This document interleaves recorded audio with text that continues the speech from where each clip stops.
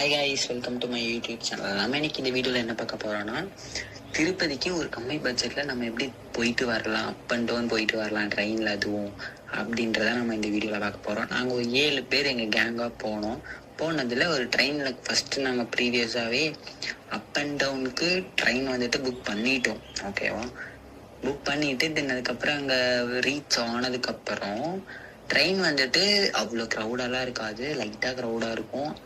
பெங்காலி கொஞ்சம் உட்காந்துருப்பாங்க. அப்புறம் அங்கே போய் ரீச் ஆனோடனே திருப்பதி பார்க்க சூப்பராக இருக்கும். வேற லெவல் ஒரு ஃபீல் வரும் அந்த திருப்பதியை பார்த்தோன்னே, சரிங்களா. அதுக்கப்புறம் ஒரு மத்தியானம் அப்படிங்கும்போது அங்கே வந்துட்டு அன்னதானம் போடுவாங்க திருப்பதியில்.